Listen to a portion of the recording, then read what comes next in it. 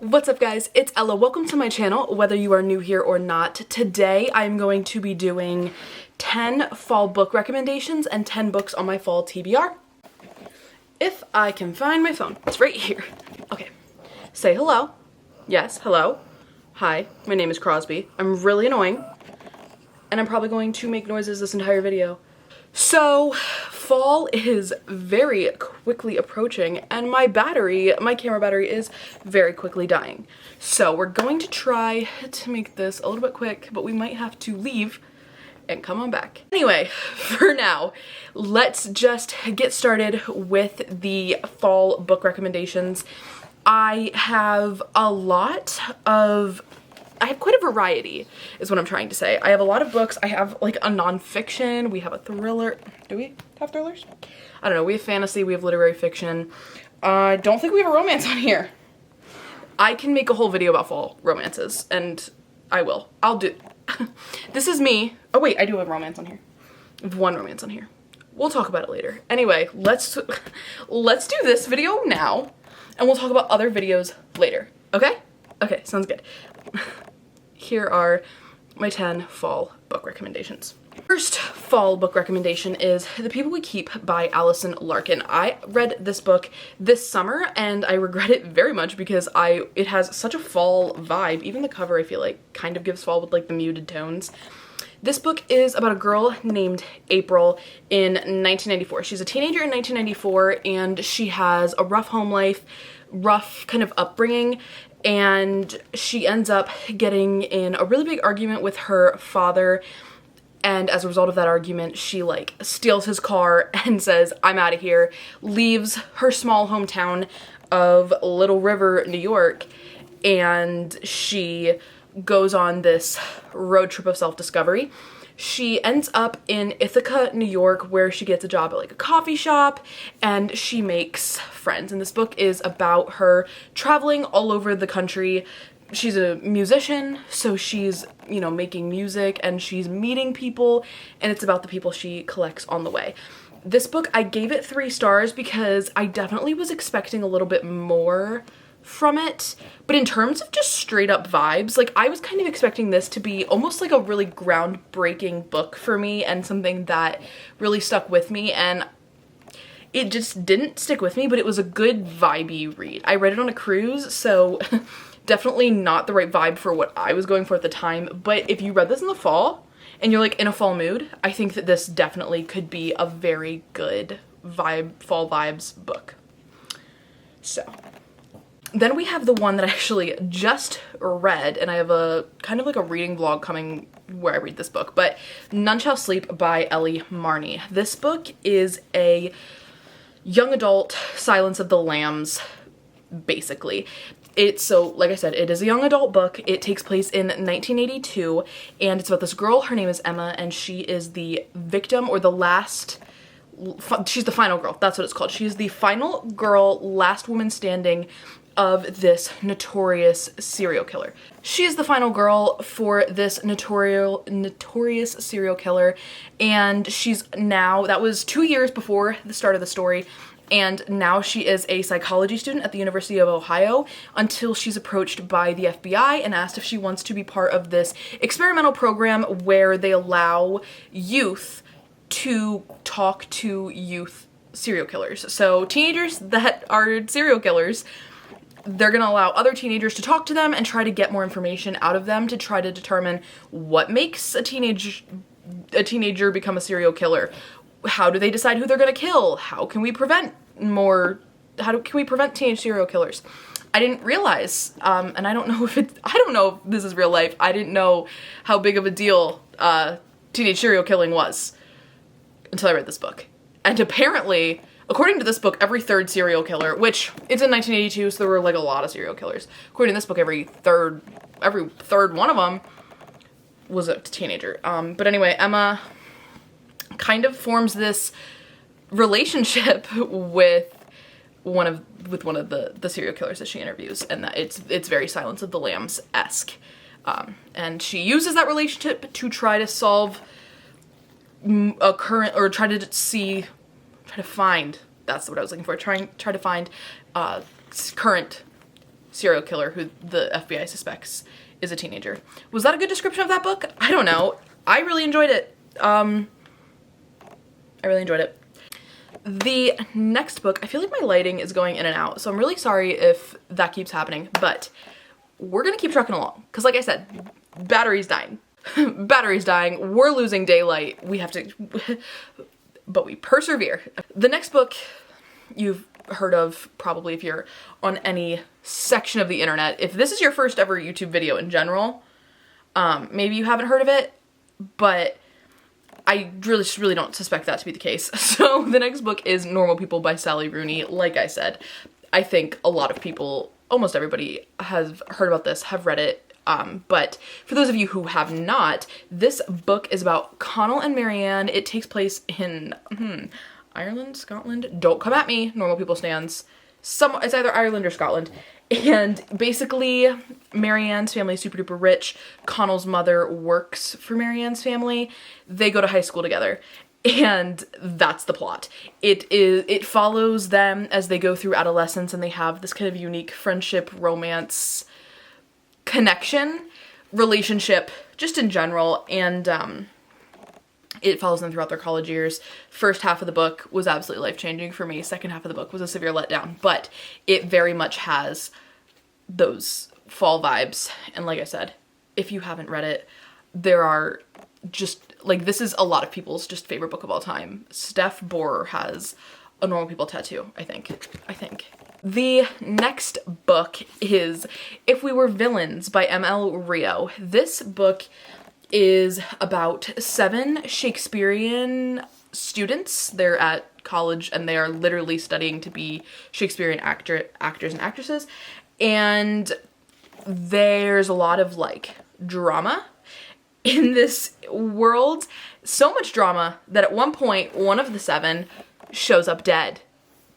It's pretty dramatic. One of them shows up dead, and one of the people in this group, Oliver, it's on the back, Oliver goes to prison for it. But the cop that arrested Oliver thinks that there's more to the story. So after 10 years, Oliver gets out and the cop says, hey, I'm retiring and I really want to know what happened. And Oliver's like, okay, I'll tell you because you can't do anything about it. And it's him telling the story of what actually happened. Like, did Oliver actually murder the guy that ends up dead? Or did someone else in the group do it? Or did someone else entirely do it? And it's kind of like a little bit of a mystery, but it's a lot of just drama and them sleeping with each other as well. I loved this book. I loved the writing, but the ending was disappointing. And that's all I'll say about that. The next book on my list is one that I cannot shut up about, and that's The Naturals by Jennifer Lynn Barnes.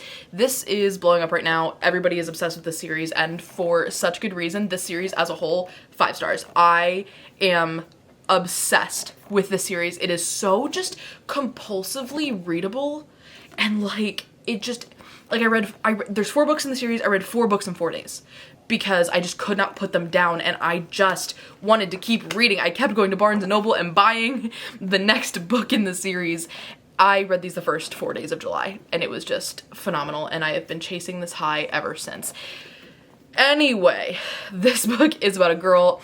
Her name is Cassie. You always see me like slyly like looking at the names in the book, even books that I say I love, because I'm terrible at remembering characters' names. I remember plot points really well. I feel like I say this a lot, but I remember plot points really well. I just am terrible at remembering names. While Cassie was growing up, her mom is a fortune teller, which is a sham. At least Cassie's mom was a sham. And so it was just her mom being really good at reading people and profiling people. Cassie gains that skill from her mom and is recruited by the FBI to be a natural profiler because that's just something, it's in her blood, it's something she's really good at. She's a natural profiler. This is another like FBI young adult book. It's basically Criminal Minds. It's about a bunch of profilers. But there's like 2 natural profilers. There's a natural liar/lie detector. There's a natural at reading emotions. And there's a natural with statistics who's basically just Spencer Reed in Criminal Minds, if you've watched that show. Cassie's mom went missing several years prior to the start of this story, and so there's the overarching mystery of like, what happened to Cassie's mom. And then in each individual book, there is also a separate smaller mystery. Not like just that it's contained in the book. So you do have to read the series in order, and it's such a fun time. It's such a fun time, and I miss these books every single day, and I want more, but I don't think I'm gonna get more. The next book is another one that I feel like everybody's talking about right now, and it is Serpent and the Wings of the Night. The Serpent and the Wings of the Night, not serpents. The Serpent, just one. There's only one. This title actually, like, after reading the book, doesn't make much sense, but anyway, that's whatever. This book is about a girl named Araya. She was adopted by the king of vampires, and she's a human, so she's a human being living in the vampire world, which is very, very dangerous for her without the protection of the vampire king, and so she lives this, like, very contained, Rapunzel-esque life. What was I about to say? I don't remember. She lives this very Rapunzel-esque lifestyle because she's being protected by the king of vampires. However, she enters this competition, this like Hunger Games competition, but vampires, because we're flashing. We have a battery flashing. It's getting worse. Enters this competition because if she wins the competition, she gets a wish granted from the goddess, and from like the goddess of their whole world, and her wish for the goddess is going to be like a vampire. So if she wins this competition, she gets her wish, and there's a romance in here, and the competition is like a little bit more than she ended up bargaining for. So that's this book. It very much, like, I don't know, anything with vampires gives me fall vibes, so that's why that gives me fall vibes. I think I keep forgetting to say like why books give me fall vibes. But every book in here has a reason for that, just so you're aware, just so you know. The next one is kind of a random one for my channel. It's a little bit out of my comfort zone, at least. It is We Keep the Dead Close by, yeah, Becky Cooper. Yeah, it's We Keep the Dead Close by Becky Cooper. This is nonfiction. Who is she? This is a nonfiction book about a murder that took place at Harvard in 1969, and it's unsolved. Very suspicious things happened to an archaeology graduate student. What was her name? Jane Britton, that was her name. I read this in the spring. My friend Cam bought me this book because I bought her romances, and she bought me books like the ones she reads. And she reads a lot of nonfiction and literary fiction because she's really, really cool. And so she bought me this book, and it was so fascinating. The whole like Harvard setting mixed with the fact that she's like an archaeology graduate student, mixed with the fact that it's true crime, very much giving fall vibes. And she thick, and the font quite small, but it's an investment. You're gonna get a return on this investment, like a good return on this investment. So that's that. Next, we have Everyone in This Room Will Someday Be Dead by Emily Austen. I almost said Jane Austen. That's not true. It's not true. Everyone in This Room Will Someday Be Dead by Emily Austen. This book is a literary fiction book. She's kind of small, about a girl named Gilda, who is an atheist hired by a church, and she has severe anxiety, so there's a lot of like mental health. It's kind of just a stream of consciousness of this woman named Gilda who is not very happy with her life, needs a job, gets a job at a church, and has a lot of anxiety, and that's really it. The woman before her, who like had the job at the church before her, might have went missing mysteriously. Gilda doesn't know. Gilda's gonna find out. That's not like it's not like a mystery part of the book. If you kind of go into it for that, you'll be disappointed.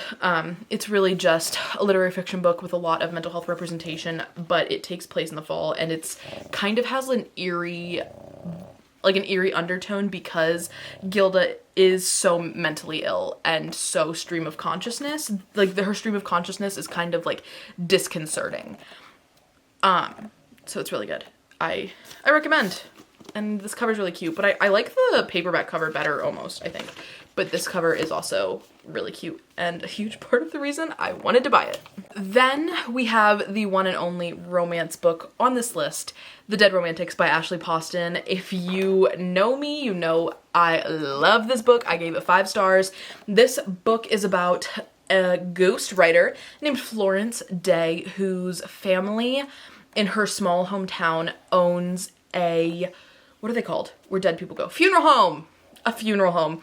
And she moved to New York City because she needed to get out of her small town because she sees ghosts, and people in her small town like didn't believe her and picked on her, and she was really bullied and kind of like an outcast in the town. So she moves to New York City, becomes a ghostwriter for one woman whose name I can't really remember, and she's been this woman's ghostwriter for legitimately ever. And then she is in this relationship, breaks up with the guy, or the guy breaks up with her, and she can't be a ghostwriter for this romance author anymore because she no longer believes in love. So she goes to the editor and is like, hey, can I write something else? And he says, no. And so she is kind of pouting about this, and while she is pouting about this, her dad dies. So her dad dies, she has to go home to the family funeral home, goes home to the family funeral home. Who shows up on her family's funeral home doorstep but the ghost of the editor who told her she had to write romance? And the story goes from there, because what happened to him? Why is he dead? Why is he there? Like, why can she see him? A whole thing. And then it's like her also coping with the loss of her dad, because her and her dad were really close, and it's like family stuff, and it's a romance. Ta-da! That was a terrible explanation of this book, but so much is happening all the time in this book, and it's short. Like, it's not that long. And Ashley Boston just does a phenomenal job of, like, I saw this book and people were talking about it and I was like, I don't know. I didn't realize it was actually about ghosts, like dead people. Didn't realize that. The final book recommendation that I have for you today is The Atlas 6 by Olivia Blake. This is the like original cover, I think, like the indie cover. It looks different now. You can barely see it like with the lighting. You can barely see the cover. But this book is a dark academia novel about 6 people. Yeah. About 6 people with magical powers in this world, because it is a fantasy. But like and in this world, the Library of Alexandria never burnt down like it did in real life, and it just is kind of like the secret place, and there are magical caretakers of the Library of Alexandria. In order to be in the like Alexandrian society, which is the caretakers of the Library of Alexandria, you have to be part of this competition that happens only once every so often. I think it's like every 10 years or something like that. And so 6 of the most uniquely talented magicians in the world compete, and only 5 of them are able to be admitted. One of them is not. This is the competition. And it's a series. I have to read the rest of the series, but like literally it's a dark academia lover's dream. This book, that's exactly what this book is. So now my camera battery is still going, so we're gonna try. We're gonna do our best, and we're gonna see if we can get through all of my fall TBR. The first book on my fall TBR is actually a book that I need to finish. Okay. I'm gonna address the elephant in the room. I made a fall TBR last year. I followed almost none of that fall TBR last year. I don't want to talk about it. Maybe this year will be better. Maybe it won't be. This is a judgment-free zone, guys. Okay? Okay. First book on my fall TBR for 2023 is The Grace Year. I'm actually, like, I've started this book. I've started it, and it just wasn't the vibe I was looking for. I'm 36 pages in. It just was not the book that I was looking for at the time. That doesn't mean it's a bad book. From what I understand, it's about these girls who, when they turn a certain age, have to go into the woods and get all their magic out. They're born with magic powers. Men are threatened by that. So when they turn like 16, it's their grace year, and they have to go to the woods and get all of their magic out. And stuff happens, and it's apparently like a magical thriller vibe. So that's what this book is. Like I said, just not what I wanted at the time, but does seem to have fall vibes. Then don't come at me. The Secret History by Donna Tartt. This book I've owned this book for probably 3 years, but guys, it's so many pages and the font is so small, and I'm worried it's gonna be boring, but my best friend just read it and loved it. So I guess I will be reading it. I think a lot of people say that If We Were Villains is very similar to this book, but this book is better. So, it's about a group of clever, eccentric misfits at an elite New England college. And I think maybe one of them dies. I don't know. Something about evil. Beautifully written, suspenseful from start to finish. I'm excited. Those are the only two that I have physically. So, let's look at my TBR.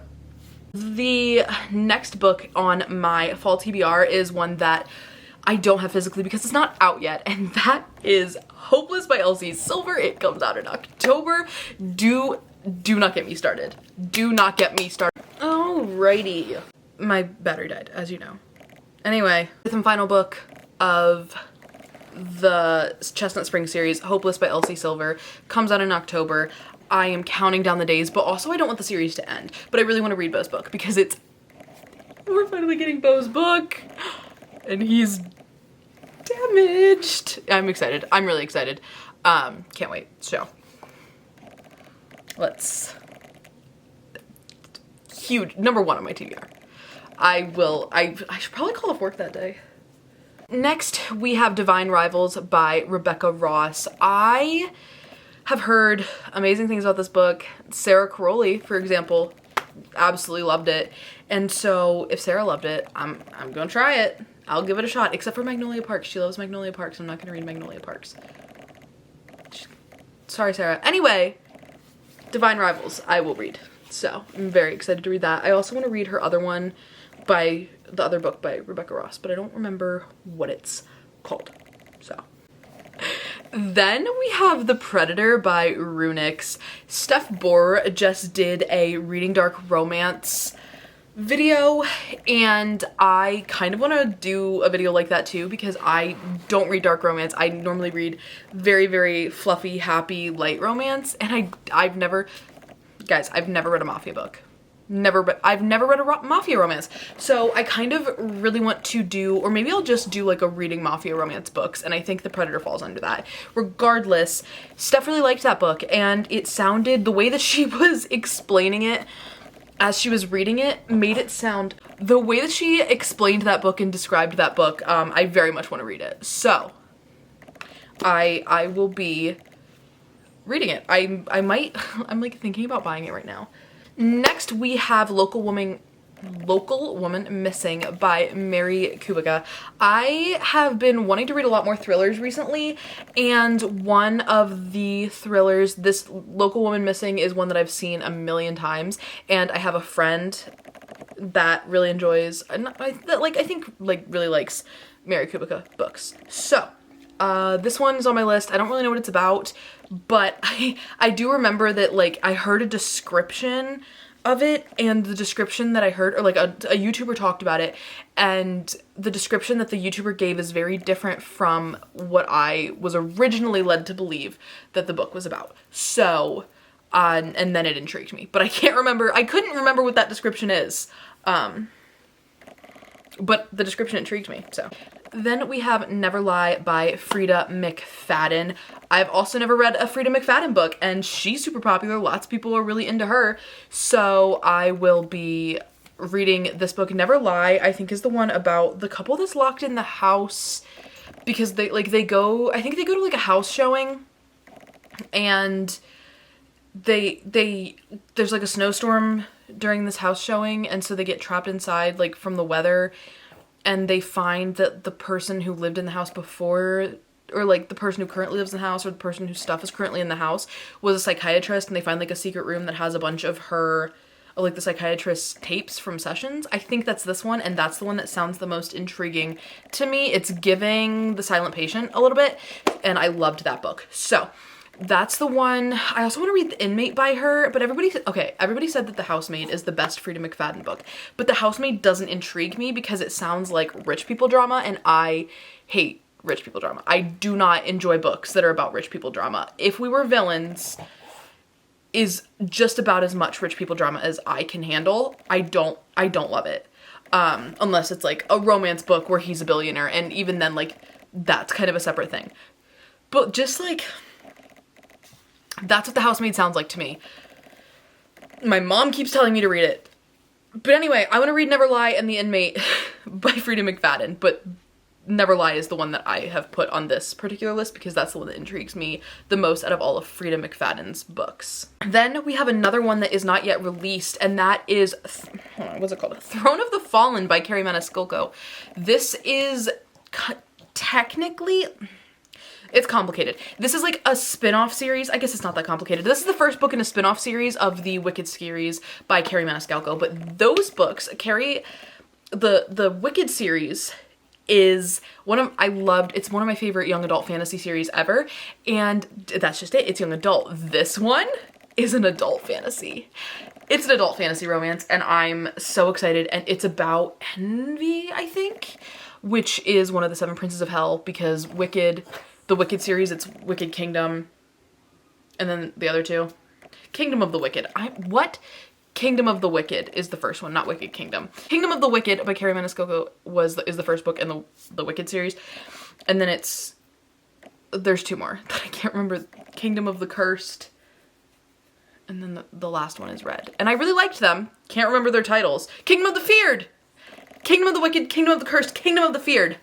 I got there. Excited to read it, and it comes out, I believe, in October. Next, we have Rock, Paper, Scissors by Alice Feeney, because again, I've never read an Alice Feeney book. Sarah Caroli raves about them, and this is her favorite of them, and it's also just the first book of hers that I have ever heard of. Rock, Paper, Scissors by Alice Feeney, also on my TBR. Then last, we have a romance series, and that is the Love Light Farms series by B.K. Borison. I haven't read any of these books, and I'm hesitant to save this for Christmas, but okay, so the second 2 books in the series give fall, but the first book in the series is literally a Christmas book about like a Christmas tree farm, so that gives Christmas. So honestly though, I get in the Christmas spirit, like as soon as my birthday's November 4th, as soon as my birthday's over, I get in the Christmas spirit, so I'll probably read it then. Guys, that is my fall book recommendations and my fall TBR. Crosby doesn't know what he's reading. He's a mood reader. He doesn't know what he's reading yet this year. Or this fall, right? Okay. Anyway, thank you guys so much for watching. Make sure to like, comment, and subscribe if you feel so inclined, and I will see you when I see you.